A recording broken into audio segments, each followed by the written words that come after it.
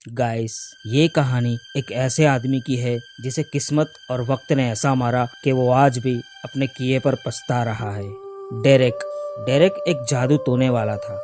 अक्सर कम वक्त में ज्यादा पाने की लालच रखता था। एक बार उसे जादुई किताब में से अमर होने का नुस्खा मिला। अमर होने की लालच और जादू टोने की आदत से वो अपनी बीवी से संभोग करने के बाद उस पर कुछ खास ध्यान नहीं देता था, क्योंकि उसे अपनी बीवी पर ज़्यादा भरोसा नहीं था और उसकी बीवी ऐसे बुरे कामों में उसका साथ नहीं देती थी। इसलिए वो अक्सर अपनी बीवी से दूर ही रहता था।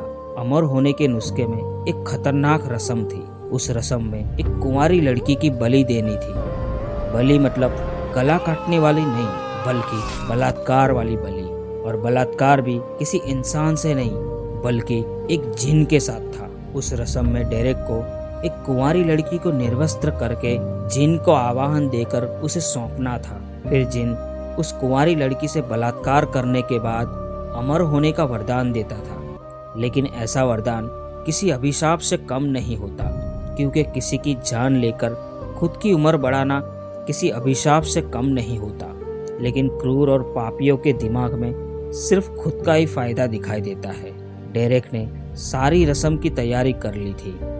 एक कुंवारी लड़की को फंसाकर उसे शराब पिलाकर निर्वस्त्र करके एक चक्र में रख दिया। जिन को आवाहन देकर उसे बुलाया। जिन ने उस लड़की को बड़ी ही बेरहमी से उसका बलात्कार किया। लड़की चीखती रही, चिल्लाती रही, लेकिन उसकी मदद के लिए वहां कोई नहीं था। जिन की ख्वाहिश पूरी हुई और उस बेचारी लड़की की जिंदगी भी कम हो गई।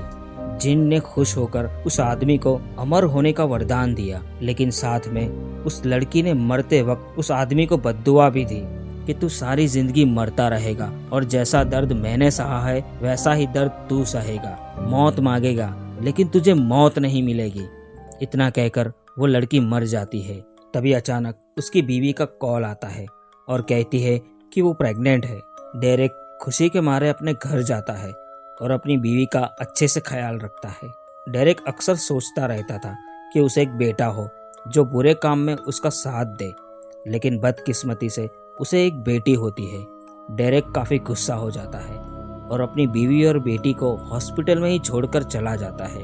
वक्त बीतता गया, उसकी बेटी बड़ी होती गई। उसका नाम सायरा था। सायरा ने एक बार अपने पापा के बारे में पूछा। फिर उसकी माँ ने उसके पापा की सारी सच्चाई बताई। फिर सायरा अपने पापा के पास जाकर बोली, पापा, भले ही मैं आपका बेटा नहीं हूँ, लेकिन बेटे से कम भी नहीं हूँ। मैं आपका पूरा साथ दूंगी। बस आप मुझे एक मौका तो दीजिए। आप जो बोलोगे वो मैं करूँगी। डेरेक ये सुनकर खुश हो जाता है। फिर अपनी बेटी को जादू टोने और नुस्खे सिखाता है।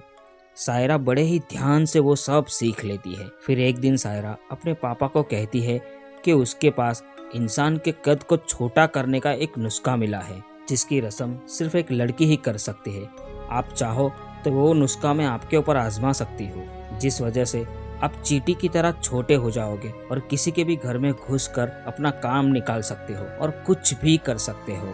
डेरेक ये सुनकर काफी खुश हो जाता है। डेरेक मान गया क्योंकि उसे दुनिया की सारी चीजें पाने की लालच थी। फिर सायरा ने जादू टोने की रस्म बताई। उस रस्म में इंसान को निर्वस्त्र होकर एक छोटे चक्र में सोना था। उसके बाद पूरे शरीर पर एक काला तेल लगाना था। डेरेक के अंदर जरा भी शर्म नहीं थी। वो अपनी ही बेटी के सामने निर्वस्त्र होकर उस चक्र में सो गया। फिर सायरा ने भी सारी शर्म हयात तोड़ दी। अपने ही पापा के पूरे नंगे शरीर पर जादुई तेल लगाया। फिर अपने ही हाथों से अपने ही पापा के पूरे शरीर को छूती रही। फिर कुछ देर बाद डेरेक का कद छोटा हो गया। वो दिखने में एकदम चूहे की तरह छोटा हो गया। ऐसा अद्भुत जादू देखकर डेरेक काफी खुश हो जाता है। फिर डेरेक खुद को बड़ा करने के लिए कहता है। फिर सायरा अपने पापा को कहती है कि इसके लिए आपको एक बोतल के अंदर जाना होगा। डेरेक बिना सोचे समझे उस बोतल में चला जाता है। बोतल में जाते ही डेरेक के पैरों तले जमीन खिसक जाती है, क्योंकि वो बोतल एक जिन की थी। उस बोतल में एक जीनी थी जो पुरुष के कुछ खास अंग को नोच नोच कर खाती है। फिर जीनी बड़ी ही बेरहमी से डेरेक के एक एक अंग को नोच खा रही थी। एक तरह से वो जीनी डेरेक का बलात्कार कर रही थी।